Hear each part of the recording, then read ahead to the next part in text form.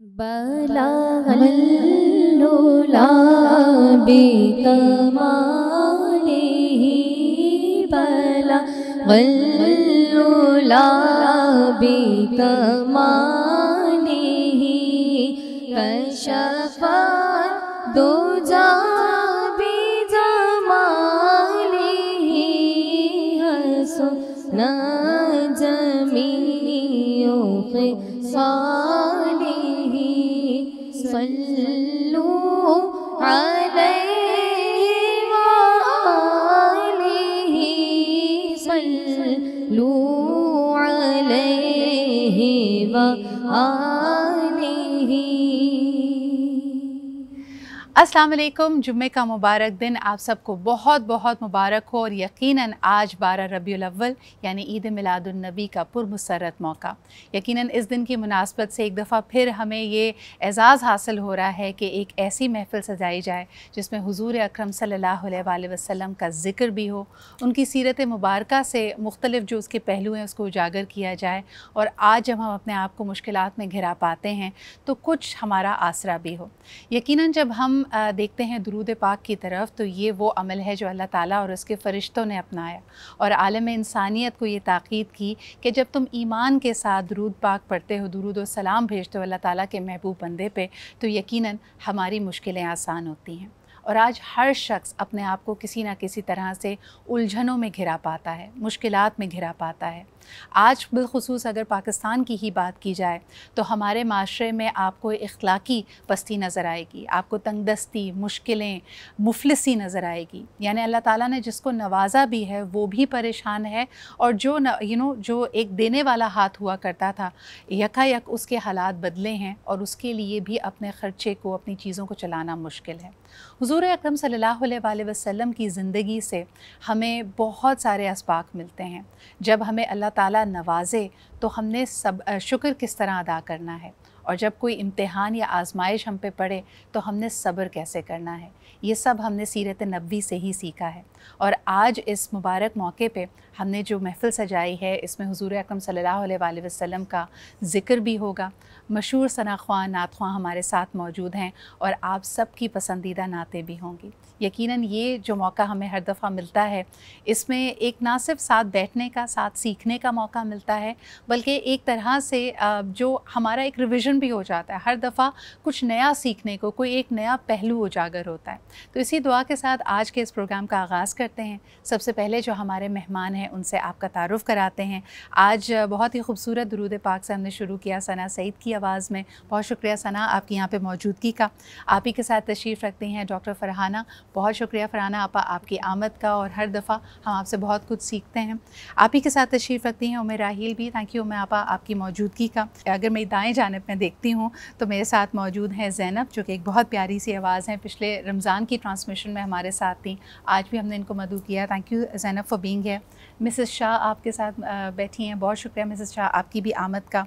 अनम जिसका बिल्कुल फ़ील्ड बहुत मुख्तलिफ है लेकिन आई लाइक द फैक्ट कि वो जो माइंड साइंसेस की स्टडीज़ कर रही है और उसका जो एक दीनी और एक रिलीजियस हमारे पास पहलू और एक असासा मौजूद है तो उस पर भी इसकी स्टडी है। बहुत शुक्रिया अनम आपकी आमद का।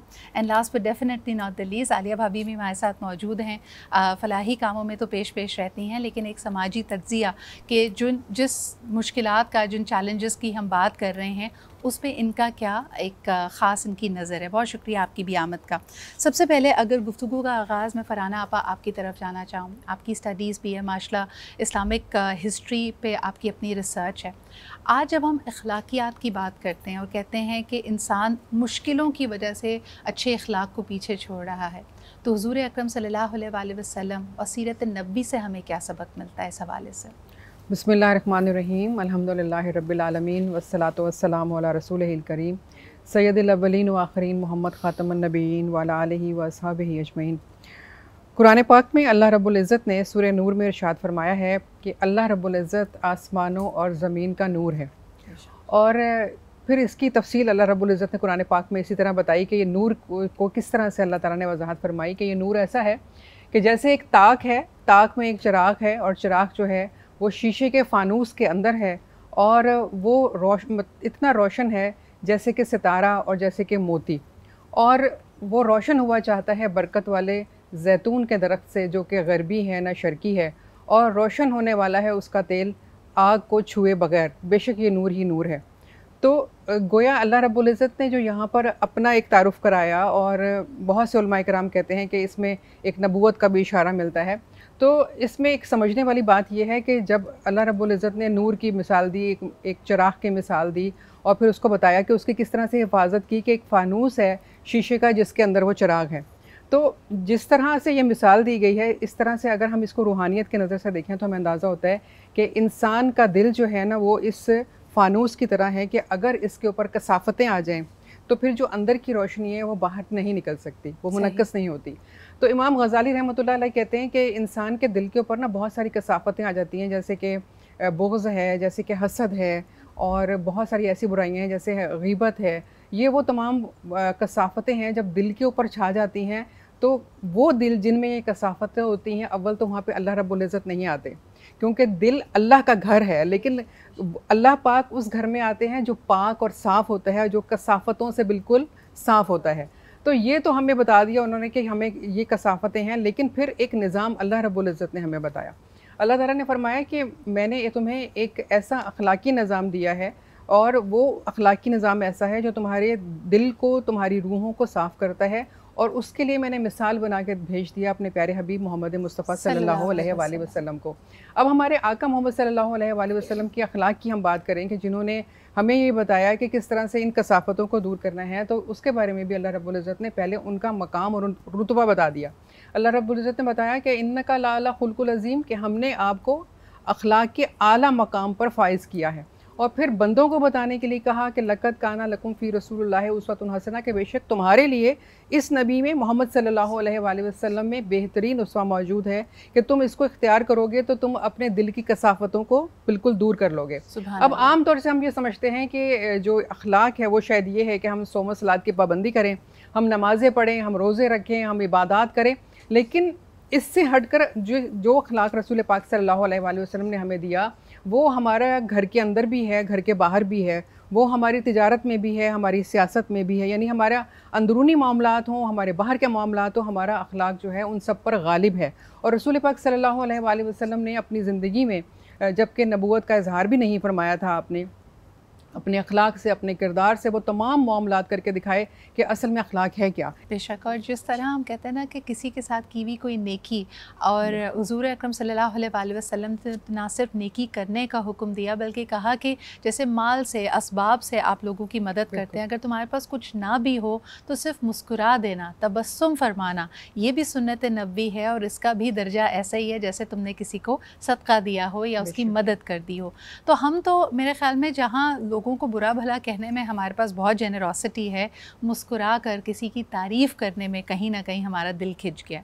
अच्छा, ये जितनी बातें यहाँ पे फरहाना आपा ने सीरत नबवी के हवाले से हमें बताएं, मिसेस शाह, ये मैं आपके पास आना चाहूँगी। मुझे ये बताइए कि जब इंसान के हालात अच्छे हों, जब आपके पास पैसे की फरावानी हो, आपका मूड भी अच्छा है क्योंकि जेब भरी हुई है, किसी ने कोई फरमाइश की तो आपके लिए किसी की फरमाइश पूरी करना मुश्किल भी नहीं है। असल जो इंसान का इम्तिहान होता है कि जब मुश्किलों और आजमाइशों में घिरा हुआ हो, तब अच्छे अखलाक पे कायम रहना, तब भी किसी की मदद करना या किसी ऐसे शख्स की मदद करना जिससे आपको सिले की कोई उम्मीद ना हो, ये हुज़ूर अकरम सल्लल्लाहु अलैहि वसल्लम ने हमें पैगाम दिया। इस हवाले से मैं चाहूँगी कि आप मज़ीद भी कुछ गुफ्तगू करें और कुछ वाक़यात हमें बताएँ। नहमदुहु व नसल्ली अला रसूलिल करीम, अम्मा बाद, फ़ाऊज़ु बिल्लाहि मिनश शैतानिर रजीम, बिस्मिल्लाहिर रहमानिर रहीम। मैं ज़्यादा वक्त नहीं लूँगी प्रोग्राम का कि माशाल्लाह इतनी बेहतरीन गुफ्तगू से इसका इब्तिदा हुआ। जनाब रसूल खुदा सल्लल्लाहु अलैहि वसल्लम की हम किसी भी सुन्नत को अगर देखें, उनकी तालीम के एक पहलू को भी देखें, तो उस एक पहलू में कई पहलू बिना होते हैं। सबसे पहले अखलाकियात को अगर हम देखते हैं तो वह हमें अच्छे या बुरे माहौल में किसी की मदद करना, किसी के साथ उसमें सलूक नहीं, हर हाल में जनाब रसूल खुदा सल्लल्लाहु अलैहि वसल्लम की अखलाकियात, आपकी तालीमात, आपके तालीमात की रोशनी, हम अच्छे हालात में हों, हम हालत जंग में हों, हम सेहत में हों, हम बुरे हाल में हों, हम घर में हों, तिजारत में हों, बाहर हों, हम कहीं पे भी होंगे, अगर हम सुन्नत नबी पे अमल पैरा होंगे, अखलाकियात से हमने तालीम ली होगी, तो हम हर माशरे के हर फ़र्द के साथ बेहतरीन सलूक करेंगे। चाहे वो घर का फ़र्द हो, चाहे वो तालीम से वाबस्ता हो, चाहे वो कोई मरीज़ हो, चाहे वो हमारा पड़ोसी हो, जिस भी हाल में पहली जो मदद है वो है अस्माए हुस्ना से किसी के साथ रहमदिली करना, सिला रहमी करना। न सिला रहमी में कुछ खर्च होता, न सिला रहमी में कुछ करना पड़ता। सिला रहमी वो कैफियत है जो फ़कत आपकी ज़ात से उठती है। जनाब रसूल खुदा ने 40 साल ऐलान नबूवत से पहले 40 साल वो करैक्टर यहूद नसारा को दिखाया, अहले कुरैश को दिखाया कि जब आपने ऐलान नबूवत किया तो काफिर और यहूदी भी आपको सादिक व अमीन कहने से बाज ना रहे। उन्हें भी आपके करैक्टर को सादिक व अमीन कहना पड़ा, क्योंकि जो शख्स ने नबूवत का दावा किया है उसने 40 साल अपने करैक्टर से बताया है कि सादिक व अमीन ऐसे होते हैं, नबूवत का दावा करने वाले ऐसे होते हैं। तो हमें अस्माए हसना सल्लल्लाहु अलैहि वसल्लम इखलाकियात रसूल वो तालीम सिखाती हैं कि हमें अच्छे या बुरे हालात को मद्देनज़र नहीं देखना। हम सबसे पहले हमने मुसलमान की मदद करते वक्त हर हाल के अंदर वो जज्बा रखना है कि हम अच्छे हाल में हों, हम बुरे हाल में हों, हम घर में हों, हम बाहर हों, हम किसी भी माशरे के हिस्से में हों, हमने सबसे पहले इखलाकियात के दर्जे पर रह के उसके साथ उसने सलूक रखना है। उसके बाद माली इमदाद, जिस्मानी इमदाद या जिस तरह की भी माली मुआविनत है वो बात के दर्जे आते हैं। जिस तरह से भी आपसे आसानी हो आप कर सकते हैं, मगर सबसे पहले जो अल्लाह के नबी की तालीमात से हम असर लेते हैं वो है इंसानियत। इंसान जब पैदा होता है वो इंसान होता है, बाद में वो मुसलमान होता है, उसके बाद वो मोमिन होता है। तो पैदाइशी तौर पे जो आपको एक चीज़ मिली है रुतबा इंसानियत और मोहसिन इंसानियत को मानने के बाद तो आप एक बेहतरीन इंसान बन जाते हैं। बेशक कि आप अपने अखलाक से, आप अपने सलूक से, आप अपनी खिदमत से, आप अपने जज्बे के साथ हर जगह पर बेहतरीन साबित हो सकते हैं। अच्छा, बिलखुसूस आज के दिन अगर हम देखेंगे तो पूरे मुल्क में जहाँ जहाँ भी आप जाएंगे इस तरह की महफ़िलों का इनेकाद किया गया है, जहाँ पे लोग इसी तरह सीरत नबी पे गुफ्तगू कर रहे हैं, रिफ़्लेक्ट कर रहे हैं।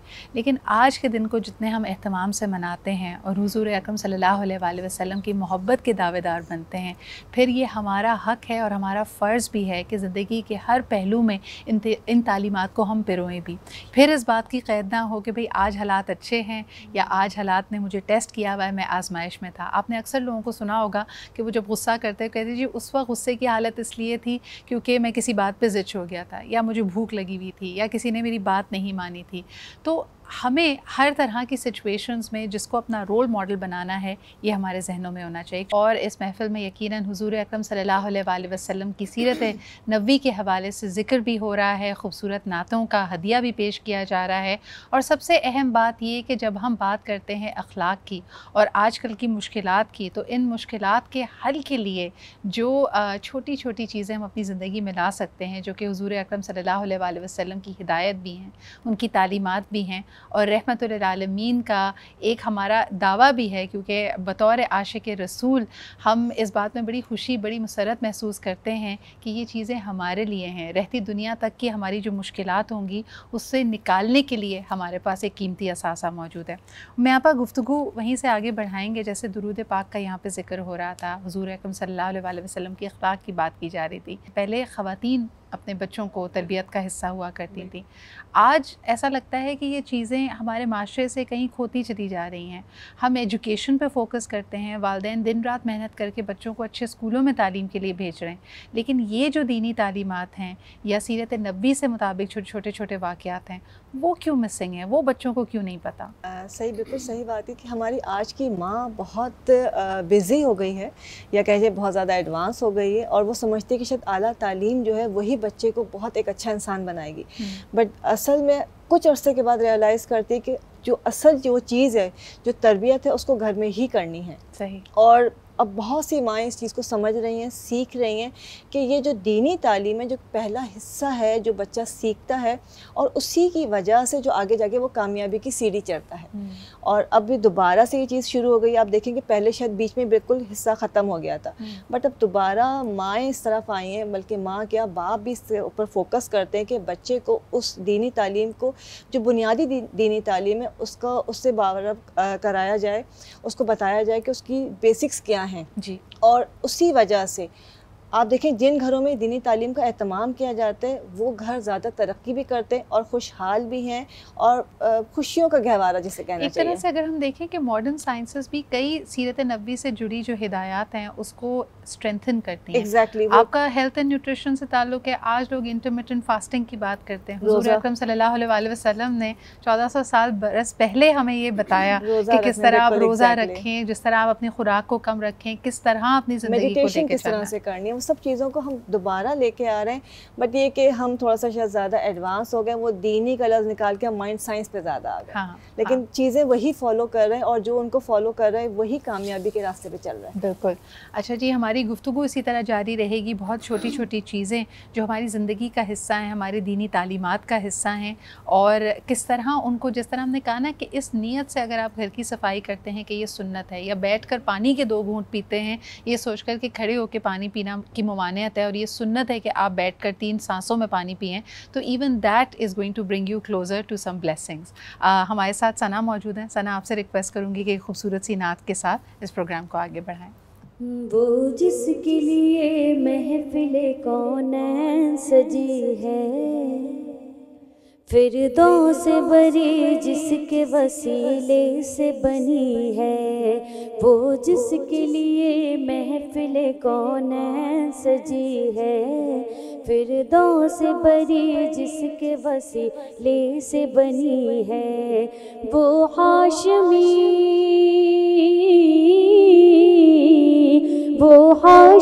मक्की मदनी उल रबी है, वो मेरा नबी मेरा नबी मेरा नबी है, वो मेरा नबी मेरा नबी मेरा नबी है, वो मेरा नबी है।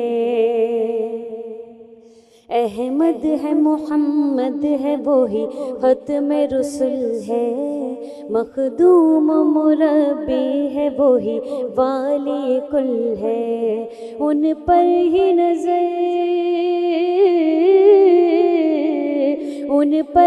नज़र सारे ज़माने की लगी है, वो मेरा नबी मेरा नबी मेरा नबी है, वो मेरा नबी मेरा नबी मेरा नबी है। वशम्स दुहा चेहराए अनवर की झलक है, वल्लैलु सजागे सोए हजरत की लचक है, आलम को ज़िया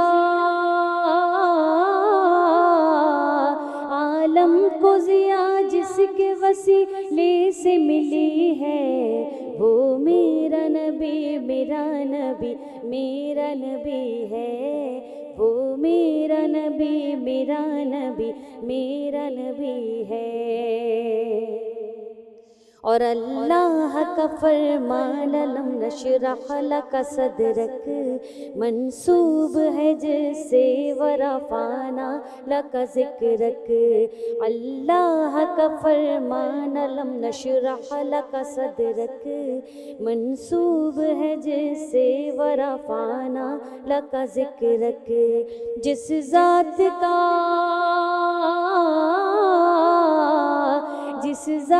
का कुरान में भी ज़िक्र जली है, वो मेरा नबी मेरा नबी मेरा नबी है, वो मेरा नबी मेरा नबी मेरा नबी है, वो मेरा नबी है।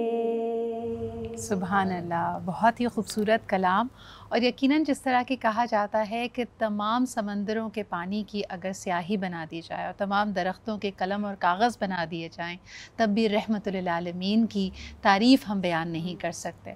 और हम बेशक सारी ज़िंदगी यानी हम सुन्नत नबी को फ़ॉलो करें, हर छोटी बड़ी चीज़ में उनसे सबक लें, लेकिन वाहिद और मेरे ख़्याल में हमारा कुल असासा यही है कि जब हमें अल्लाह ताला की बारगाह में हम पेश हों तो हमारी निस्बत ये नहीं, इस कलाम में भी यही ज़िक्र था कि वो हमारा नबी है। और यकीनन ये बात हमें हर मुश्किल के वक्त में, हर मायूसी के वक्त में भी याद रखनी चाहिए। जहाँ मायूसी का ज़िक्र हो रहा है, आलिया भाभी आपकी तरफ आना चाहूँगी। आजकल की मुश्किलात में हर शख्स ऐसा लगता है कि उम्मीद का दामन अपने हाथ से छोड़ रहा है। तो हुज़ूर अकरम सल्लल्लाहु अलैहि वसल्लम की ज़िंदगी से, और जब भी आप लोगों को मुश्किलों में घिरा पाती हैं और एक से एक दर्दनाक कहानी आपके सामने आती है, तो आप किस तरह आप इंस्पिरेशन लेती हैं हुजूर अकरम सल्लल्लाहु अलैहि वसल्लम से, और अगर आपने उनकी हिम्मत बंधानी होती है तो आप क्या कहती हैं? मेरे पास तो आसरा ही सिर्फ यही है, अल्लाह और अल्लाह के बाद हमारे प्यारे नबी सल्लल्लाहु अलैहि वसल्लम, दूसरा आसरा नहीं है। मैं इंसानों को नाउज़ुबिल्लाह खुदा नहीं बना सकती, मेरा एक ही अल्लाह है, एक ही रब है। किसी के पास दौलत हो तो हुआ करे, किसी के पास ताकत हो तो हुआ करे, किसी के पास शोहरत हो तो हुआ करे, अख्तियार हो तो हुआ करे। ये सारी चीज़ें रब ताला की देन है, ये वहीं से आती हैं। मैं वहीं अपना दुख रजिस्टर करवाती हूँ, और मैंने मौजे होते देखे हैं शेल्टर में। हम इस दुनिया में पैदा हुए हैं सिर्फ अल्लाह ताला को राज़ी करने के लिए, उसको खुश करने के लिए। और जब अल्लाह की बात करें तो मुंह मीठा होता है जब प्यारे नबी हुजूर पाक सल्लल्लाहु अलैहि वसल्लम का हम नाम ले लें। किसने पहचान करवाई हमारी अल्लाह से? उन्होंने पहचान करवाई। जब वो हमारे लिए रोते थे, और जब हमारी अपनी हम जो उनके उम्मत हैं, बड़े फ़ख्र से कहते हैं कि उम्मत हैं, वो रोते थे। मुझे आज सिदरा इस उम्र में इदराक होता है कि वो क्यों रोते थे। वो इसीलिए रोते थे कि आज जो आलम में जो हमारी हम मुसलमानों की रुसवाई है, हम समझ सकते हैं अब कि वो हमारे लिए क्या क्या दुआएं करते होंगे। अल्लाह ताला ने उनको एक इंसान के रूप में ज़रूर थे, लेकिन वो इंसान से बहुत बुलंद व बाला उनकी हस्ती थी। अल्लाह ताला ने उनको वो बना के भेजा कि हम सब उन पर फ़ख्र करते हैं, लेकिन फ़ख्र तो हम करते हैं और उन पर अमल करते हैं नॉन मुस्लिम। इतना अमल करते हैं कि उनके उसवा हसना पे किताबें लिखते हैं, इतना अमल करते हैं कि उनकी कही हुई बातों पर अमल करते हैं, इतना उन्हें अपना समझते हैं कि उनकी बातों को अपनी बातें बना लेते हैं। हमारे पास जेवरात होते हैं, चीज़ें होते हैं, हम उन गहनों को कैसे पहनते हैं, कैसे बनते संवरते हैं और सबको दिखाते हैं। तो ये जो गहने हमारी जान आप सल्लम ने जो हमें दिए हैं गहने, हमारी मोहब्बत के, हमारे इखलाक के, हमारे एक होने के, रवादारी के, माफ़ कर देने के, ये सारे तो हमारे गहने हैं मुसलमानों के। ये गहने हमने दूसरों को दिए। नॉन मुस्लिम तहकीक भी करें और फ़ख्र भी करें, हमें तो तहकीक की क्या ज़रूरत है, हमारा तो ईमान है दिल के अंदर। और मैं ये कहती हूँ कि उस पर हंसना पर अमल करने के लिए ना कोई ना दौलत चाहिए, ना किसी हुक्मरान की तरफ देखना है, हमें किसी की ज़रूरत ही नहीं। ये तो ईमान है जो दिल के अंदर से निकलता है। हम अगर सच बोलें, हम अगर एक दूसरे से भाईचारा करें, हम अगर आधी रोटी किसी दूसरे को दे रहे, कोई हुक्मरान नहीं हमें रोक सकता। तो हम बहुत सारी बातों पे तो हुक्मरान पर इल्ज़ाम लगाते हैं, हुकूमत पर इल्ज़ाम लगाते हैं, लेकिन हम बहुत सारी चीज़ों में आज़ाद हैं। अपने अल्लाह से मोहब्बत करने में, उनके नबी से मोहब्बत करने हम आज़ाद हैं। और अगर हम खाली यही कर लें तो यकीन जानिए जितनी माली मुश्किलात हो जाएं, जितनी मुसीबतें हम पे आ जाएं, हम निकल जाएंगे। एक वाहिद आसरा जो मुझे इतनी मुश्किलात में नज़र आता है, या वो अल्लाह की ज़ात है जिससे मांगे, या अगर अल्लाह की ज़ात के बाद कोई वसीला हमारे पास है तो यही एक वसीला है। ये महीना है मांगने का, ये मांगने का महीना है, इसको ज़ाया ना करना। जैसे रमज़ान का महीना आता है तो हम कहते हैं बस मांगो जितना मांग सकते हो, ये वो महीना हाथ आ गया। हम खुश नसीब कि हम ये बात कर रहे हैं, और जो सुन रहे हैं वो खुश नसीब फैलाएं इस बात को कि महफिलें सजाएं। और ये बहुत अच्छी बात है, घर रोशन करते हैं, सड़क रोशन करते हैं। मेरी दुआ और कोशिश है कि अल्लाह हमारे दिल को रोशन करे।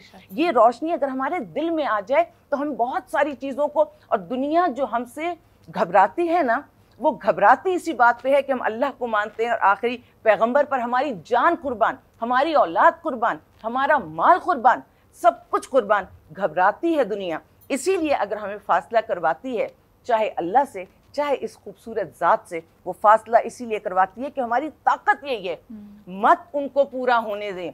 जो जो चीज़ें उन्होंने कह दी उस पर बहस नहीं होनी चाहिए। यानी मिसाल के तौर पे अल्लाह ने अगर सच बोलने का कहा तो हम ये जवाब पैदा नहीं कर सकते कि सच बोलेंगे तो बॉस नाराज़ हो जाएगा, सच बोलेंगे तो कोई रिश्तेदार नाराज़ हो जाएगा।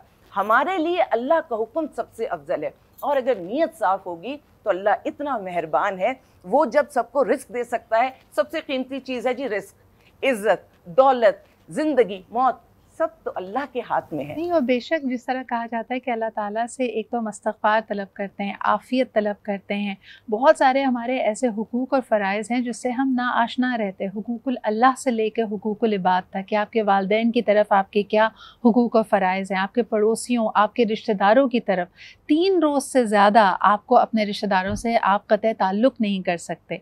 इस तरह की सलाह हमारे प्यारे हबीब सल्लल्लाहु अलैहि वसल्लम ने हमें दी है और इस पे अल्लाह ताला हमें ये तौफ़ीक दे कि हम अमल पैरा हों। सीरत नबी का ज़िक्र हो रहा है, रहमतुल लिल आलमीन का ज़िक्र हो रहा है। यकीनन आज जितनी हम मुश्किलात का शिकार हैं, कुछ दिन पहले ही मैंने आपसे एक स्टडी शेयर की थी कि कहा जा रहा है कि पूरी दुनिया इस पे परेशान है कि जो सस्टेनेबल डेवलपमेंट गोल्स हैं कि किस तरह गुर्बत को, अफलास को, महंगाई को और ख़ास तौर पे मुश्किलात को इंसानियत के लिए कम किया जा सकता है। तो जो अहदाफ़ बनाए गए हर साल उसमें तौसी की जाती है। पहले आप इसको मिलेनियम डेवलपमेंट गोल्स कहते थे, फिर सस्टेनेबल डेवलपमेंट गोल्स हुए, लेकिन आज जबकि नफ्सा नफसी का इतना आलम है और हर मुल्क, हर रियासत एक से आगे बढ़ना चाहती है, तो फिर ये कहा जा रहा है कि जो पूरी आलम इंसानियत है उनके लिए इन मसाइल को हल करना चंद दहाइयों में मुश्किल है, बल्कि नामुमकिन है। लेकिन दूसरी तरफ हमारे सामने हुजूर अकरम सल्लल्लाहु अलैहि वसल्लम की मिसाल मौजूद है। 40 साल की उम्र में आपको नबूवत अता की गई और 23 साल के अरसे में, यानी आपका जब विसाल हुआ आपकी उम्र 63 ईयर्स थी, 23 साल की उम्र में 23 साल के अरसे में हम देखते हैं कि कितना बड़ा बदलाव, एक ऐसी रहती दुनिया तक रहने वाला एक पैगाम और तमाम वो उसूल, तमाम वो जिसको कहना चाहिए कि ज़ाब्ता हयात जो हमें रहती दुनिया तक के तमाम मसाइल का हल बताती है कि किस तरह हमने इस दुनिया में रहना है और किस तरह आने वाली दुनिया की तैयारी करनी है। तो आज जबकि पॉजिटिव रहना इतना मुश्किल है, हुजूर अकरम सल्लल्लाहु अलैहि वसल्लम की सीरत तैयबा से हम पॉजिटिविटी के हवाले से क्या मैसेज ले सकते हैं? ये सवाल अनम मैं आपकी तरफ लाना चाहूँगी। अच्छा सिद्रा, मैं इसमें एक चीज़ को ऐड करना चाहूँगी कि दुनिया भर में अभी जैसे आलिया भाभी ने बहुत खूबसूरत बात की कि जो गैर मुल्की लोग हैं या वो लोग जो कि नॉन मुस्लिम्स हैं वो ह्यूमन स्किल्स पर बहुत ज़ोर देते हैं। और अगर हम इसको प्रिसाइजली भी देखें तो नबी पाक सल्लल्लाहु अलैहि वसल्लम की पूरी जो सीरत है वो मुझे और आपको एक्चुअली में ह्यूमन स्किल्स सिखाती है। The way we have to practise positivity every bit, हर बिट में उसको हमने प्रैक्टिस करना है। अभी आपने एक बड़ी खूबसूरत बात कही कि जो आज का दौर है जिसमें हर शख्स कहीं ना कहीं मसाइब का शिकार है, मुश्किलात हैं, लोग सोचते हैं कि हम कौन सी थेरेपी करें, किसके पास जाएं, किससे अपने मसले का हल तलाश करें।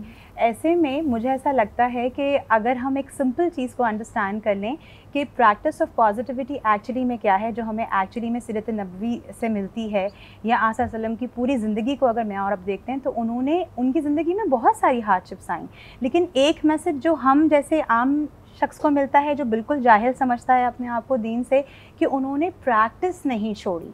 जो चीज़ें आती रहीं, ऐसा नहीं हुआ कि ज़िंदगी में सिर्फ हार्डशिप्स आईं। देयर वर डेज़ जिसमें उन्होंने खूबसूरत अंदाज में लोगों को जब पैगाम पहुंचाया तो उस वक्त खुशी का समा भी था, लेकिन उस वक्त भी एक चीज़ पर बहुत फोकस था जो सिद्रा मुझे लगता है कि शायद हम उस चीज़ को भूल जाते हैं, दैट इज़ द प्रैक्टिस।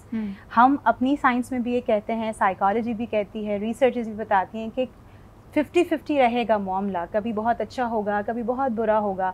हर मौसम से इंसान को गुजरना है, लेकिन अगर हम अपनी वे ऑफ लिविंग में, ह्यूमन स्किल्स में पॉजिटिविटी को प्रैक्टिस करते हैं और हमारे सामने हमें किसी और मॉडल की एक्चुअली ज़रूरत नहीं है। अगर हम ये देखें कि आसा सल्लम ने किस तरीके से दरगुजर किया, किस तरीके से थेरेप्यूटिकली लोगों को दरगुजर किया और उसके फिर दोनों तरीके से बेनिफिट्स मिले।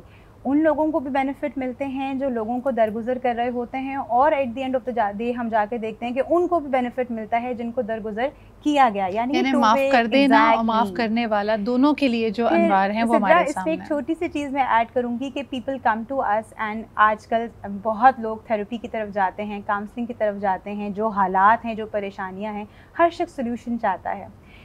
दुरूद पाक अपने आप में एक कंप्लीट थेरेपी है। एंड आई थिंक अगर हम प्रैक्टिस की बात कर रहे हैं या प्रैक्टिस ऑफ पॉजिटिविटी की बात कर रहे हैं, तो अगर हम सिर्फ अपने रोज़मर्रा के रूटीन में, जैसे कहा भी गया कि 10 मरतबा अगर हम सुबह में दुरूद पाक का एहतमाम करते हैं और 10 बार अगर हम रात को सोने से पहले उसको पढ़ लेते हैं, मेरे नज़दीक आज के दौर में जहाँ हर शख्स बेहद परेशान है, चाहे वो फ़िज़िकल उसकी परेशानियाँ हैं, चाहे वो फाइनेंसेस हैं, चाहे वो इमोशनल हेल्थ है, मेंटल हेल्थ है, आई थिंक दुरूद पाक का बाकायदा एहतमाम करना, थेरेप्यूटिकली एहतमाम करना आपको किसी और थेरेपी के करीब नहीं जाने देगा। अच्छा, आपने इतनी खूबसूरत बात की है, ये मैं एक जिक्र जो है ना फरहाना आपा के पास भी लाना चाहूँगी। फरहाना आपा, जो दुआ करने का तरीका भी हमें बताया गया, उसके आदाब जो सिखाए गए, उसमें भी कहा जाता है कि अव्वल व आखिर दुरूद। तो दुरूद की क्या बरकत है और किस तरह ये दुआओं को कबूलियत का शर्फ अता करा देता है?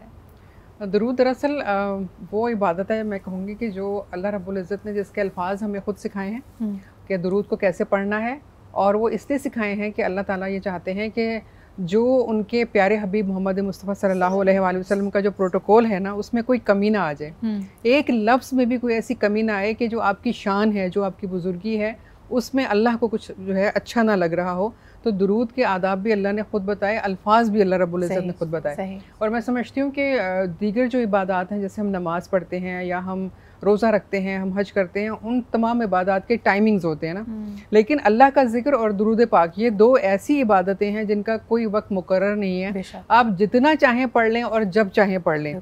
और बाज़ दफ़ा ये भी होता है कि आप अगर बावुज़ू नहीं हैं लेकिन आप चाह रहे हैं कि आप पढ़ें, तो आप उस वक्त भी पढ़ सकते हैं। लेकिन बहरहाल अफजल तो ये है कि आप जो है उस वक्त पढ़ें जब, हाँ देखें, जैसे अल्लाह रब्बुल इज़्ज़त ने खुद बताया ना कि इन्नल्लाह व मलाइकतुहु यसल्लूना अलन नबी या अय्युहल्लज़ीना आमनू सल्लु अलैहि वसल्लिमु तस्लीमा, कि ए ईमान वालो नबी पाक सल्लल्लाहु अलैहि वसल्लम पर दुरूद व सलाम पढ़ो। अच्छा, अब हम सिर्फ दुरूद के मानी समझ लेते हैं कि हमने दुरूद को पढ़ना है, और हम सलाम को उस तरह से नहीं समझते। लेकिन हमें ये जहन में रखना चाहिए कि जब हमें अल्लाह रब्बुल इज़्ज़त का कुर्ब हासिल करना होता है तो हम इबादत बढ़ाते हैं, हम अपने सजदे बढ़ा देते हैं। लेकिन जब हमें रसूल पाक सल्लल्लाहु अलैहि वसल्लम का कुर्ब हासिल करना होता है तो हमें उनसे मोहब्बत बढ़ानी होती है। और वो मोहब्बत कैसे बढ़ाते हैं? हम दुरूद पाक को ज़्यादा से ज़्यादा पढ़ते हैं।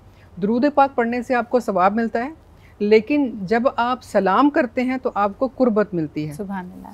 अल्लामा इकबाल से पूछा गया कि आपके अशार में जो है वो इतनी खूबसूरती कैसे आ गई, तो आपने कहा मैंने 1.25 करोड़ मरतबा दुरूद पाक पढ़ा है।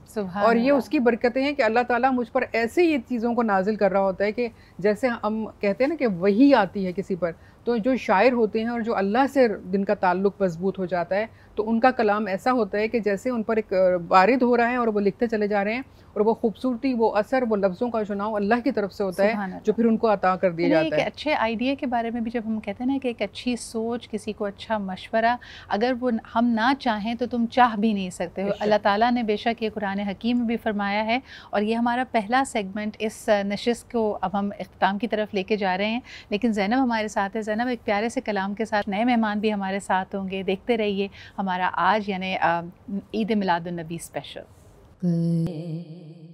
सरकारे दो आलम के रुख पर अनवार का आलम क्या होगा, सरकारे दो आलम के रुख पर अनवार का आलम क्या होगा, जब जुल्फ का जिक्र है कुरान में, रुखसार का आलम क्या होगा, जब जुल्फ का जिक्र है कुरान में, रुखसार का आलम क्या होगा, सरकारे दो आलम के रुख पर, महके रुख पर अनवार का आलम क्या होगा, सरकारे दो आलम के रुख पर। सुभान अल्लाह, बहुत ही प्यारा कलाम ज़ैनब और सदफ़ ने यहाँ पे पेश किया। और यकीनन एक दफ़ा फिर आप सबको वेलकम करना चाहेंगे, एक दफ़ा फिर आपको खुशामदीद कहना चाहेंगे हमारी इस ईद मिलादुन नबी की खुसूसी नशिस्त पे। कुछ नए मेहमानों ने हमें जॉइन किया है, और यकीनन जब ज़िक्र हो रहा था और ये खूबसूरत कलाम पेश किया जा रहा था, हर आशिक रसूल के दिलो दिमाग पर एक ही ख्वाहिश है, एक ही आरज़ू है कि अल्लाह ताला उसे भी मदीना मुनव्वरा की ज़ियारत नसीब करें, ये सब्ज़ गुंबद मोहब्बत वो अपनी आँखों से देखे, सुनहरी जालियों पे जाके हुजूर अकरम सल्लल्लाहु अलैहि वसल्लम पे दुरूद व सलाम भेजे और अपने दिल की तमाम मुरादों को, यानी जो आपने बात करनी है, जो पैगाम पहुँचाना है हुजूर अकरम सल्लल्लाहु अलैहि वसल्लम के दरबार में, वो पेश किया जा सके। लेकिन यहाँ से भी जब कहते हैं ना कि आशिक़ रसूल जहाँ पे भी मौजूद है और वो अगर दुरूद व सलाम का नजराना भेजता है तो फ़रिश्ते ये दुरूद व सलाम आप सल्लल्लाहु अलैहि वसल्लम तक पहुँचाते हैं। तभी कहा जाता है कि ईद मिलादुन नबी का जो भी महफ़िल है उसमें ख़ास बुलावा आता है, और अगर आप वहाँ पे मौजूद हैं तो इस बात पे हमारा ईमान है कि आपके साथ साथ अल्लाह ताला के बेशुमार फ़रिश्ते भी वहाँ पे मौजूद होंगे। प्रोग्राम को आगे बढ़ाते हैं। हमारे जो नए मेहमानों ने हमें ज्वाइन किया, ये आपसे उनका तारुफ़ कराती हूँ। हमारे साथ डॉक्टर आयशा मौजूद हैं, डॉक्टर हिना अनीस हैं, बहुत बहुत शुक्रिया आपकी आमद का। इसके अलावा जी हम इधर देखते हैं तो इरम जी ने भी हमें ज्वाइन किया है, खूबसूरत ज़िक्र करती हैं। आपका भी एक यकीनन तजुर्बा है और बहुत ज़्यादा इसके हवाले से स्टडीज़ भी है। बहुत शुक्रिया इरम जी आपकी मौजूदगी का भी। लेकिन गुफ्तगू का आगाज़ मैं करना चाहूँगी कि आज जो हम इस दौर को कहते हैं कि बहुत ही तेज़ रफ्तार दौर है, हमारे अपने घर वालों के लिए हमारे पास वक्त नहीं होता। वीकेंड पे अगर मेहमान आ जाएँ तो हमें ऐसा महसूस होता है कि ये मेहमान हमारे लिए बाइस ज़हमत है। आयशा, आपसे पूछना चाहूँगी कि हुज़ूर अकरम सल्लल्लाहु अलैहि वसल्लम की बेशुमार तालीमात में वो दुश्मन जो आपको जादूगर नाउज़ुबिल्लाह कहते थे और कहते थे कि ये एक ऐसा इन्फ्लुएंस अपना रखते हैं कि लोगों का दिल बदल देते हैं और उनसे दूर रहा जाए, जब उनके भी बीमार होने की ख़बर मिलती थी तो हुज़ूर अकरम सल्लल्लाहु अलैहि वसल्लम अयादत के लिए जाते थे। बतौर एक डॉक्टर के, बतौर एक मौलिज के, एक मरीज़ के लिए अयादत की क्या अहमियत है, और जब आप ये हदीस मुबारक सीरत नबवी के इस पहलू को देखती हैं तो इससे क्या सबक हम ले सकते हैं? इससे हम इतना अच्छा सबक ले सकते हैं कि हमें सुन्नत नबवी से जो हमें बात पता चलती है कि रसूल अल्लाह सबसे पहले उनकी अयादत के लिए जाते थे। जब हम लोग जब किसी भी बीमार की अयादत के लिए जाते हैं तो उसके बीमार दिल से, उसके दुखी दिल से जो हमारे लिए दुआ निकलती है वो सीधा अर्श पे जाती है, और हम जो उससे प्यार से और मोहब्बत से बात कर लेते हैं, यकीन करें कि हम अगर उसके हाथ के ऊपर हाथ ही रख लेते हैं तो उसका दुख और जो तकलीफ़ और वो जिस बीमारी से गुज़र रहा होता है, तो जो हमारे प्यार के दो मीठे बोल होते हैं वो उसकी तकलीफ़ और परेशानी को बेहद कम कर देते हैं। और ये चीज़ जो होती है, क्योंकि देखें उस वक़्त वो वैसे ही बिस्तर पे पड़ा हुआ है, वो एक बहुत तकलीफ़ से दो चार है, तो ये जो हम चले जाते हैं, कभी हमने कुछ फूल ले लिए, कभी हमने फल ले लिए, अगर वो भी नहीं तो हमने जाके अयादत कर ली, तो इस वक्त वो बीमार और लाचार इंसान है, उसको हमारे प्यार की और तवज्जो की और दो मीठे बोल की ज़रूरत है। और ये चीज़ जो है वो उसकी परेशानी को बहुत हद तक दूर कर देती है, बहुत उसको आराम और सुकून देती है। और हमारे मज़हब ने भी हमें यही बताया है कि हम ये करें, इसके बदले में हमें जो नेकियां मिलती हैं वो हमारे अकाउंट के अंदर सारी जमा हो जाती हैं, सवाब बेहद ज़्यादा है और इसका जो अजर है वो बहुत ज़्यादा। और मेरे ख्याल में जिस तरह हमारे माशरे को जोड़ के रखता है आयशा, हमने ये रियलाइज़ किया कि जब वाकई अछूत जैसी सिचुएशन हो जाए, जैसे हम जब सब कोविड के दौर से गुजरे और तन्हा थे और एक खौफ व हिरास की वबा यानी फ़िज़ा थी कि हमें नहीं पता कि आगे ये वबाई मर्ज़ किस तरह बढ़ता है, क्या कभी इसके लिए कोई दवा बनेगी या नहीं बनेगी, तब वो जो अकेलेपन का एहसास होता है, आपको रियलाइज़ होता है कि कितनी बड़ी नेमत है और कितने इन छोटे छोटे जो हमारे लिए असबाक हैं उसमें कितने बड़े ख़जाने हमारे लिए पोशीदा हैं।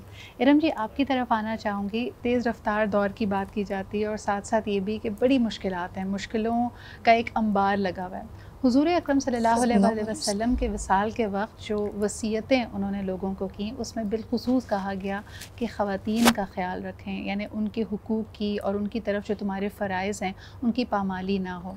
लेकिन आज जब हम अपने माशरे में देखते हैं और जो हमारा एक अक़वाम आलम में भी एक मुस्लिम उम्मा का इमेज बना हुआ है कि यहाँ ख़वातीन के साथ ज़्यादती होती है, उनको हुकूक नहीं मिलते, और जब इस बहस को करो तो लोग कहते हैं जी 1400 साल पहले हुज़ूर अकरम सल्लल्लाहु अलैहि वसल्लम ने तमाम हुकूक, तमाम चीज़ें आउटलाइन कर दी कि ख़वातीन के लिए क्या कुछ मौजूद है।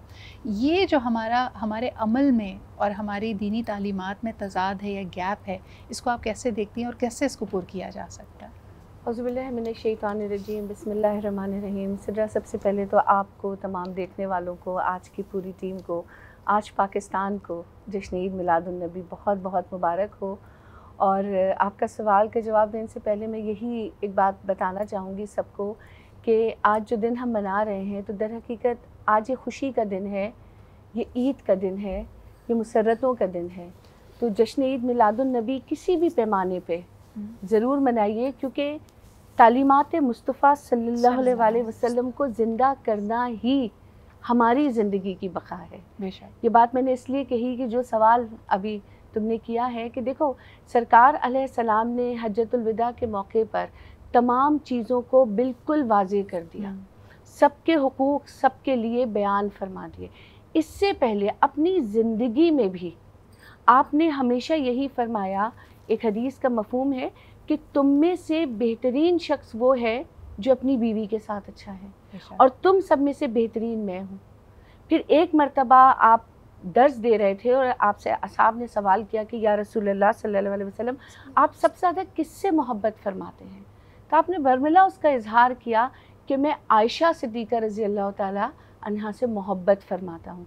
पूछा इनके बाद किससे फरमाते हैं? तो आपने ये नहीं कहा कि मैं अपने यारे गार हज़रत अबू बकर सिद्दीक़ रज़ी अल्लाह ताला अन्हु से मोहब्बत फरमाता हूँ। आपने कहा कि मैं आयशा के वालिद से मोहब्बत करता हूँ। देखो, अब औरत के साथ साथ यहाँ एक दर्स और भी मिला कि जो बीवी आपकी होती है, उसके जो घर वाले हैं, उनकी फ़िक्र, उनकी इज़्ज़त, उनकी अहमियत आपके ऊपर कितनी वाजिब होती है। तो इस्लाम ने तो औरत को जो रुतबा दिया, इस्लाम ने औरत को जो प्रोटेक्शन दिया, और मैं समझती हूँ जो एम्पावरमेंट दर हकीकत इस्लाम ने औरत को दी, ये एक बहुत जाहिलाना सोच है कि हम समझते हैं कि ऐसा नहीं है। अगर मैं हज़रत नौसाबा बिनते काब की बात करूं कि आप बेहतरीन माँ भी थीं, बेहतरीन बीवी भी थीं, और बेहतरीन वॉरियर भी थी, मतलब सरकार अलैहिस्सलाम के बहुत नज़दीक थी। और आपने ही सरकार अलैहिस्सलाम से इस बात का शिकवा किया था कि अल्लाह रब्बुल इज़्ज़त कलाम पाक में मर्दों को एड्रेस करते हैं, औरतों को क्यों नहीं करते? तो सूरह अहज़ाब की जब ये आयत नाज़िल हुई और सरकार अलैहिस्सलाम ने बुलाया, जिसका मफ़हूम ये है कि रोज़ा रखने वाले मर्द, रोज़ा रखने वाली औरतें, नमाज़ पढ़ने वाले मर्द, नमाज़ पढ़ने वाली औरतें, ज़कात देने वाले मर्द, ज़कात देने वाली औरतें, कि अल्लाह रब्बुल इज़्ज़त ने आपकी ये ख्वाहिश पूरी फरमा दी है। तो देखो, औरत का जो दर्जा है, औरत का जो मुकाम है, मैं समझती हूँ कि मज़हब इस्लाम में जिस तरह से उसे प्रोटेक्ट किया गया, and for me it's like a flower, कि जब कोई बहुत खूबसूरत चीज़ होती है तो हम उसकी थोड़ी हिफाजत करते हैं। कभी कभार हम उस हिफाजत को समझते हैं कि ये हमारे गिर्द बाउंड्रीज़ बना दी गई हैं, हमको लिमिटाइज किया जा रहा है। ऐसा नहीं है।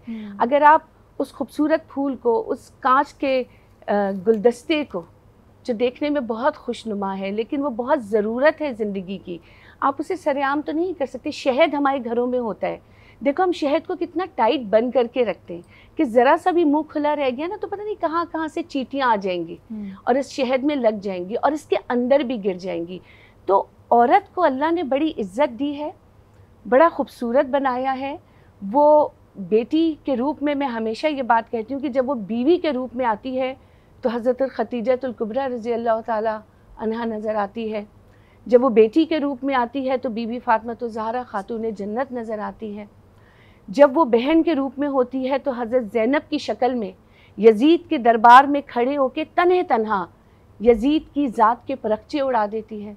और जब वो माँ के रूप में आती है तो हज़रत शेख अब्दुल कादिर जिलानी रहमतुल्लाह अलैह की माँ बन जाती है कि बेटा कभी झूठ ना बोलना। और वो 14 साल का बच्चा डाकुओं को ये बता रहे, चलते चलते पूछ लिया कि तुम्हारे पास भी कुछ है। मासूम सी शक्ल के 14 साल का एक बच्चा कहा हाँ 40 दिनार हैं। ले गया सरदार के पास कि इस बच्चे के पास 40 दिनार। उसने कहा कहाँ, अंदर की जेब से निकाल के दे दिया। तो उन्होंने कहा हमने तो तुम्हारी तलाशी नहीं ली थी। फरमाया मेरी माँ ने कहा था कभी झूठ ना बोलना। This is the power of a women, कि उसकी ये तरबियत है कि वो बच्चा झूठ नहीं बोल रहा। और आप फरमाते हैं कि मेरी हाथ पे बैत करके 14 साल की उम्र में सबसे पहले जो इस्लाम लाए वो डाकुओं का वही गिरोह था। ये एक सिर्फ मिसकंसेप्शन है जो मैं समझती हूँ आज तुम्हारे ही प्लेटफॉर्म से हमको ये बात बता देनी चाहिए कि हम मुसलमान औरतें अल्हम्दुलिल्लाह बहुत ज़्यादा एम्पावरमेंट हमारे पास मौजूद है। हम बहुत आज़ाद ख्याल हैं, हमें हर तरह की आज़ादी मैसर है।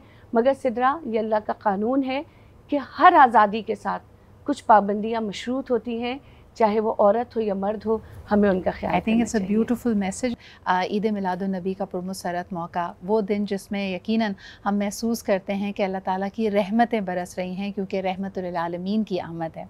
हमारे आज के प्रोग्राम में मुख्तलिफ़ वाक़यात का ज़िक्र हुआ, सीरत नबवी से मिलने वाले असबाक हमारे सामने हैं, लेकिन ख़ास तौर पे जब हम अपने रिस्क की फ़राखी के लिए दुआ करते हैं कि अल्लाह ताला हमारे रिस्क को कुशादा कर दे, तो उसमें यकीनन हम उसके उसके लिए तगदौ भी कर रहे हैं, लेकिन साथ साथ हमारे माशरे में कई ऐसी रिवायतें आपको मिलेंगी कि हम इस कसरत को, इसको ज़ाया भी करते हैं।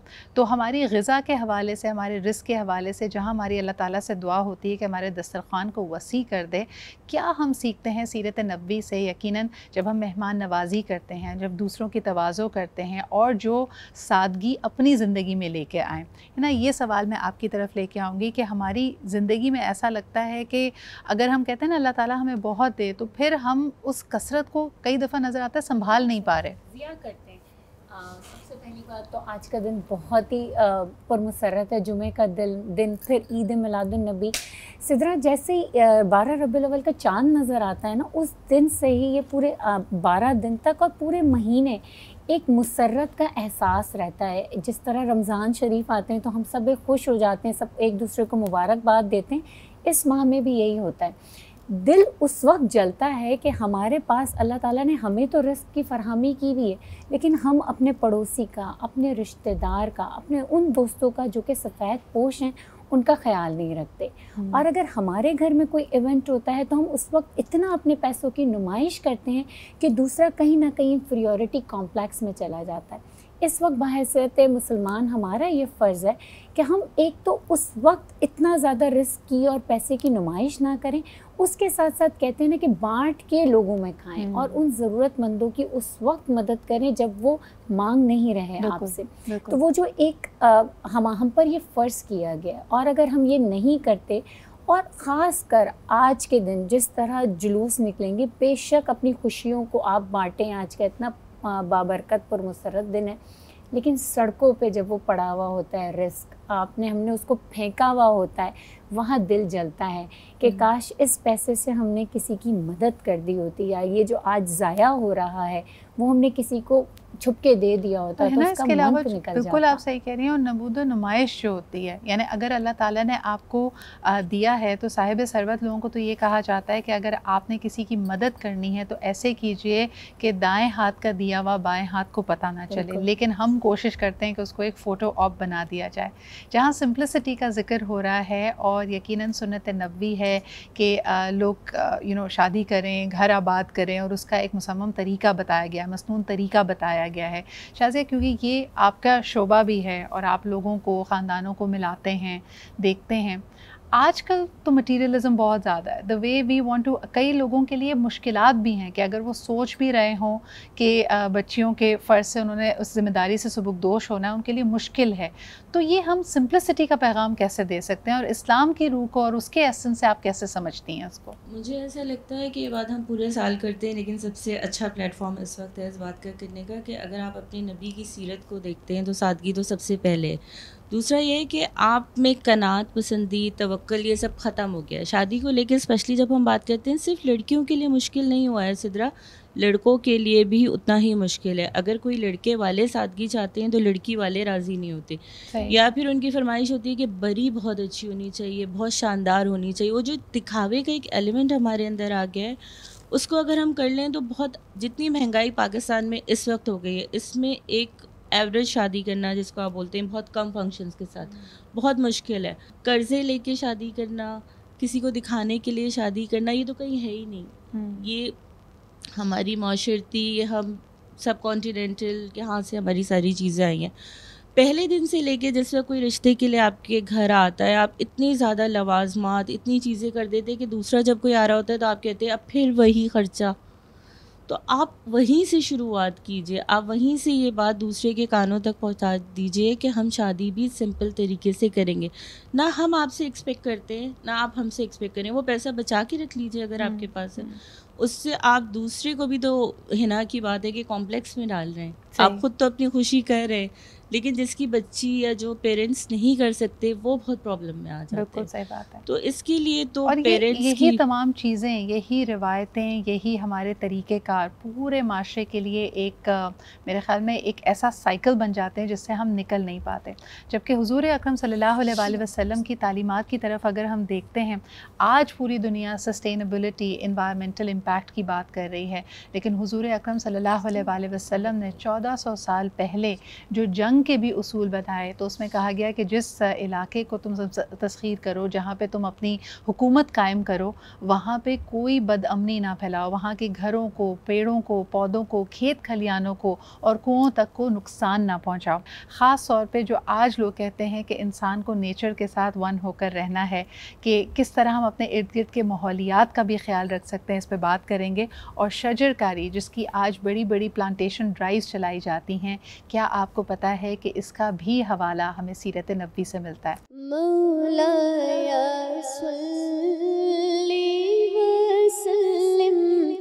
दाइमन अबदन अला हबीबिका खैरुल खल्क़ि कुल्लिहिम मुहम्मदुर सय्यदुल कौनैनि व सकलैन मुहम्मदुर सय्यदुल कौनैनि व सकलैन लिवल फरीक़ैनि नरबियु व मिन नजमी मौलाया सल्ली वसल्लिम दाइमन अबदन अला हबीबिका खैरुल खल्क़ि कुल्लिहिम या रब्बी बिल मुस्तफ़ा बल्लिग़ मक़ासिदना या रब्बी बिल मुस्तफ़ा बल्लिग़ मक़ासिदना वग़फ़िर लना मा मदा या वसीअल करमी मौलाया सल्ली वसल्लिम दाइमन अबदन अला हबीबिका खैरुल खल्क़ि कुल्लिहिम। सुभान अल्लाह। क़सीदा बुर्दा शरीफ हम सुन रहे थे हिना हबीबा की बहुत ही प्यारी आवाज़ में। बहुत बहुत शुक्रिया यहाँ पे मौजूद होने के लिए। अब हमारी गुफ्तगू का आखिरी हिस्सा, और यकीनन एक बड़ा ही प्यारा सा सवाल हमारे पास आया। हुज़ूर अकरम सल्लल्लाहु अलैहि वसल्लम की हदीस मुबारका का मफ़हूम है कि मैं अपने वालिद यानी हज़रत इब्राहीम अलैहिस्सलाम की दुआ और उनकी निस्बत का हवाला वो देते हैं कि हज़रत इब्राहीम अलैहिस्सलाम ने अपनी औलादों में ऐसे एक नबी के आने का इंदिया दिया था और दुआ फरमाई थी। और इसी निस्बत के तहत हम समझते हैं कि दुरूद इब्राहीम में भी अल्लाह ताला हज़रत इब्राहीम अलैहिस्सलाम का ज़िक्र करते हैं। ये क्या रिवायत है, इसकी क्या फ़ज़ाइल हैं? फ़रहाना पर ये सवाल मैं आपसे करना चाहूँगी। और ये जो ख़ास निस्बत का इशारा दिया जाता है हज़रत इब्राहीम अलैहिस्सलाम और हुज़ूर अकरम सल्लल्लाहु अलैहि वसल्लम की, इसके बारे में बयान फरमाइए। बिस्मिल्लाहिर्रहमानिर्रहीम। नबी रहमत मोहम्मद मुस्तफ़ा सल्लल्लाहु अलैहि वसल्लम अक्सर हज़रत इब्राहीम अलैहिस्सलाम का ज़िक्र किया करते थे और कहा करते थे वो मेरे जद्द अमजद हैं, और कई दफ़ा कहा करते मेरे बाप हैं, कई दफ़ा मेरे दादा हैं। इस तरह के अल्फाज इस्तेमाल किया करते थे। आप सल्लल्लाहु अलैहि वसल्लम का जो सिलसिला है असल में हम देखें तो वहीं से शुरू होता है, क्योंकि हज़रत इब्राहीम अलैहिस्सलाम की जो दो औलादें थी, हज़रत इस्माईल अलैहिस्सलाम और हज़रत इसहाक़ अलैहिस्सलाम, उसमें से हज़रत इस्माईल अलैहिस्सलाम जो हैं वो मक्का में आकर आबाद हुए अपनी वालदा बीबी हाजरा के साथ। जब अल्लाह के हुक्म से हज़रत इब्राहीम अलैहिस्सलाम ने उनको वहाँ पर छोड़ा, और उस वक्त अल्लाह का यही हुक्म था, हालांकि उस वक्त वहाँ पे कोई आबादी नहीं थी। और फिर वो बहुत सारे वाक़यात हुए जिसमें ज़मज़म का वाक़या और वो तमाम चीज़ें हम देखते हैं, सुनते हैं, पढ़ते हैं उसके बारे में। तो आप सल्लल्लाहु अलैहि वसल्लम हज़रत इस्माईल की औलादों में से हैं, तो इसीलिए आप ये सिलसिला चूँकि आपका हज़रत इब्राहीम से हुआ तो आप वो कहा करते थे कि मैं उनकी दुआ हूँ, क्योंकि उन्होंने जब अल्लाह रब्बुल इज़्ज़त के घर की बुनियादें रखी थी खाना काबा की, तो उस वक्त वो जो उनकी मदद कर रहे थे वो फ़रिश्ते भी थे, हज़रत इस्माईल भी थे, लेकिन अल्लाह के हुक्म से वो अल्लाह के घर की तामीर कर रहे थे और ये दुआ करते जा रहे थे कि परवरदिगार मेरी औलादों में से ऐसे लोगों को फिर तू पैदा करना कि जो तेरे इस दीन पर कायम रहें, इसको आगे बढ़ाएँ। और अल्लाह के हुक्म से जब उन्होंने आवाज़ दी, जब अल्लाह रब्बुल इज़्ज़त ने उसकी तकमील के बाद कहा कि तुमने घर तो बना लिया है, अब आवाज़ दो कि लोग आएँ और यहाँ पर इबादत करें, तो उस वक्त भी हज़रत इब्राहीम अलैहिस्सलाम ने कहा कि क्या मेरी आवाज़ वहाँ तक पहुँचेगी? तो अल्लाह रब्बुल इज़्ज़त ने फरमाया कि यकीनन तुम्हारा काम आवाज़ देना है, पहुँचाना मेरा काम है। तो वो आवाज़ें जो उन्होंने ऐलान किया इबादत के लिए हज़रत इब्राहीम अलैहिस्सलाम ने, आज तक लोगों तक पहुँच रही हैं और वो इबादत के लिए जा रहे हैं। तो इस सिलसिले से हज़रत मोहम्मद सल्लल्लाहु अलैहि वसल्लम ये फरमाया करते थे। और फिर दुरूद पाक जिसको हम दुरूद इब्राहीमी कहते हैं, यकीनन इसमें भी हज़रत इब्राहीम अलैहिस्सलाम का नाम आना, उनकी आल का नाम आना जो है वो अल्लाह के हुक्म से ही है। और ये दुरूद नबी करीम सल्लल्लाहु अलैहि वसल्लम ने अपने उम्मतियों को ख़ुद सिखाया था अल्लाह के हुक्म से। ये अल्फाज जो उन्होंने सिखाए वो यकीनन वैसे भी नबी जो कहता है वो अल्लाह के कहने से ही नबी फरमाया करते हैं। तो ये अल्फाज अल्लाह रब्बुल इज़्ज़त ने हज़रत जिब्राइल के ज़रिए उन तक पहुँचाए कि ये दुरूद इब्राहीमी है जिसको नमाज का हिस्सा बनाया जाएगा और इस तरह से आप इसको पढ़ें। और आपने फिर उम्मत को वो अल्फाज सिखाए जिस पे हम आज तक हम उसको अदा करते हैं। लेकिन जैसे अभी इन्होंने एक कसीदा बुर्दा शरीफ पढ़ा, तो वो तमाम नातें जो हम हुजूर की मोहब्बत में लिखते हैं, पढ़ते हैं, वो भी एक तरह से दुरूद ही हैं। इमाम शरफुद्दीन बुसैरी जिन्होंने ये लिखा, उनके ऊपर भी एक ऐसी कैफियत थी जब वो बीमार हुए तो उन्होंने 15 साल बिस्तर पे गुजारे और उसके बाद जब अल्लाह ताला ने उनको ये तौफीक दी कि उन्होंने ये कसीदा लिखा, यानी आप सल्लल्लाहु अलैहि वसल्लम की शान में जब कुछ लिखा, जिसके 166 अशार हैं, जिनमें से चंद अशार हैं जो हम लोग अभी पढ़ते हैं, तो उन्होंने ख्वाब में देखा कि नबी करीम सल्लल्लाहु अलैहि वसल्लम अपने सहाबा कराम के साथ बैठे हैं और आप उनको वो अशार सुना रहे हैं। तो रसूल पाक सल्लल्लाहु अलैहि वसल्लम ने खुश होकर आपके बदन मुबारक पर हाथ फेरा और अपनी चादर मुबारक उतार के उनके जिस्म पर डाल दी।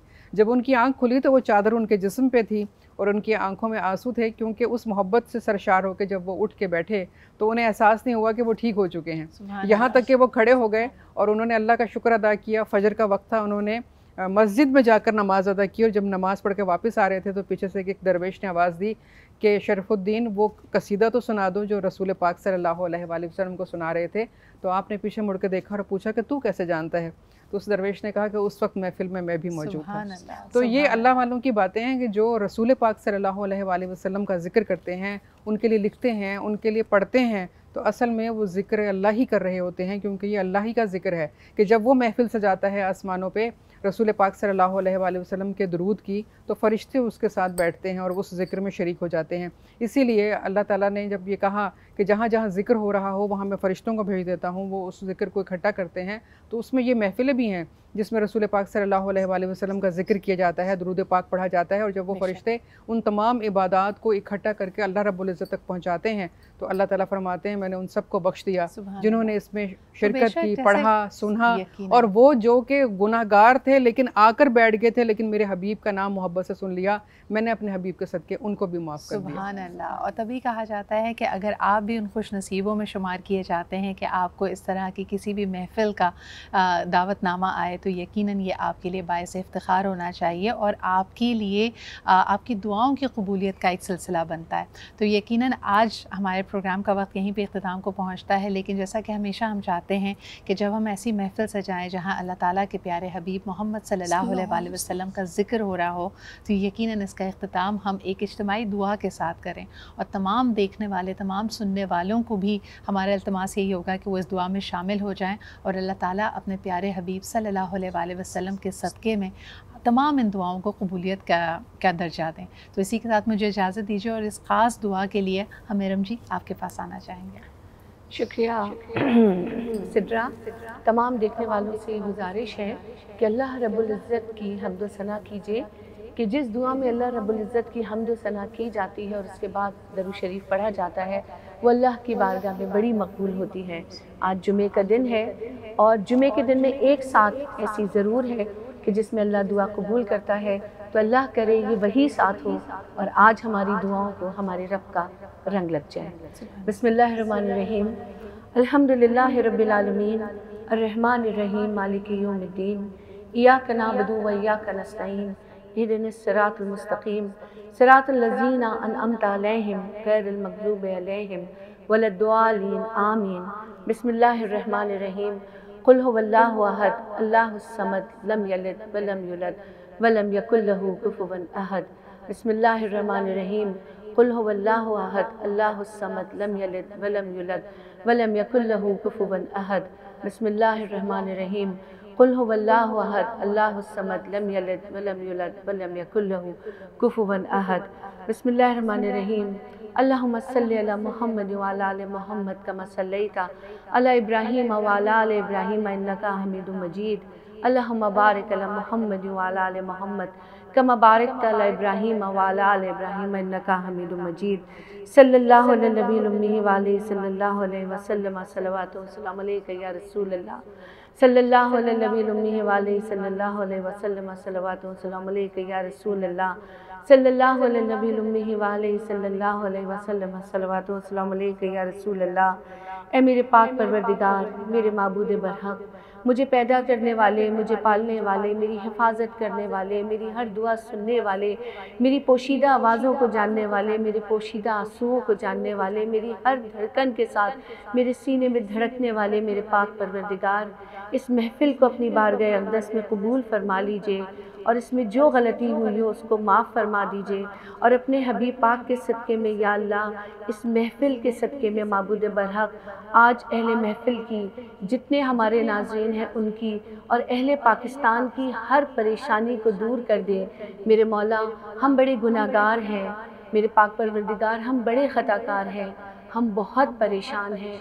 मेरे मौला, सिर्फ तेरा दर है और तेरे महबूब का आसरा है कि तेरे महबूब का नाम लेते हुए तेरे दर में, तेरी बारगाह में खड़े हो जाते हैं अपनी तमाम तर ख़ताओं के साथ, अपनी तमाम तर गलतियों के साथ, अपने तमाम तर गुनाहों के साथ, इस यकीन के साथ कि तू बड़ा बख्शने वाला है, तू माफ़ करने वाला है, तू दरगुज़र फरमाने वाला है। मेरे माबूद बरहक, अपने हबीब पाक के सदक़े में, आज इस मुबारक दिन के सदक़े में, कि आज तेरा पसंदीदा दिन भी है, यानी कि जुमे का दिन है, और आज तेरे महबूब हज़रत मोहम्मद मुस्तफ़ा सल्लल्लाहु अलैहि वसल्लम की विलादत भी है।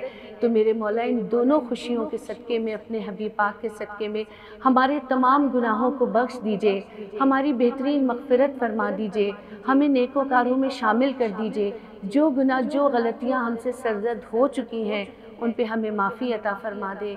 या अल्लाह, अहले पाकिस्तान, अहले आलम इस्लाम पे, हर मुसलमान पे अपना ख़ास रहम करम फ़ज़ल फ़रमा के हमें माफ़ फ़रमा दे। या अल्लाह, अपने महबूब हज़रत मोहम्मद मुस्तफ़ा सल्लल्लाहु अलैहि वसल्लम के सदक़े में मेरे मौला, हमें हर बुरी घड़ी, हर बुरे वक्त और हर बुरे फ़ैसले के नाजिल होने से, किसी भी किस्म की बदबख्ती, परेशानी, बीमारी, ज़िल्लत, रुसवाई, आजमाइश, हादसे, इम्तिहान, नज़र बद, जादू टोना, जलन, हसद, वबा, बला और हर किस्म की परेशानी के लग जाने से, दुश्मन के खुश होने से और नेमत के छिन जाने से मेरे मौला महफूज रखना। मेरे मौला, अपने महबूब सल्लल्लाहु अलैहि वसल्लम की सुन्नतों को हमारी ज़िंदगी में ज़िंदा कर दे कि हम हर दूसरे मुसलमान के लिए वही पसंद करें जो हम अपने लिए पसंद करते हैं, उसको लिए वही चाहें जो हम अपने लिए चाहते हैं।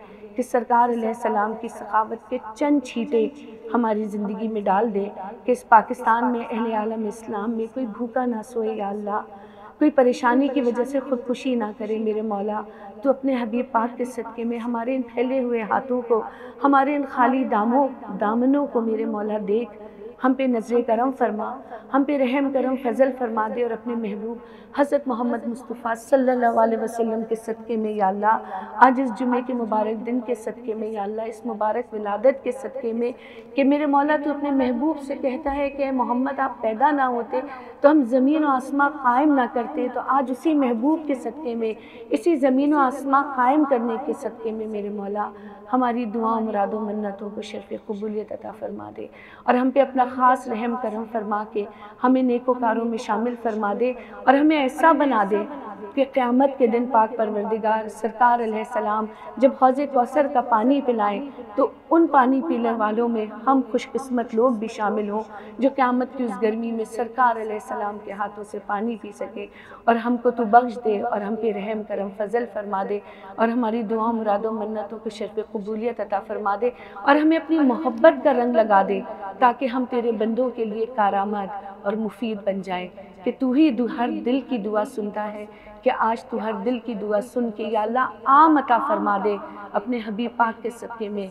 आज आम अता फरमा दे, जो मांग रहा है उसे अता फरमा दे मेरे मौला, कि बेशक तुझसे बढ़ के देने वाला कोई नहीं, तुझसे बढ़ के अता करने वाला कोई नहीं, कि आप अता करते हैं, सरकार अलैहिस्सलाम तकसीम करते हैं। तो मेरे मौला आज हम उन खुशकिस्मत लोगों की फ़हरिस्त में शामिल हो जाएं कि तू अता करे। तो सरकार अलैहिस्सलाम हमारे इन फैले हुए हाथों को देख के उस तकसीम में हमें भी शामिल कर ले और हमें अपना शुक्रगुजार बंदा बना दे। वाक़िर दावाना अल्हम्दुलिल्लाहि रब्बिल आलमीन।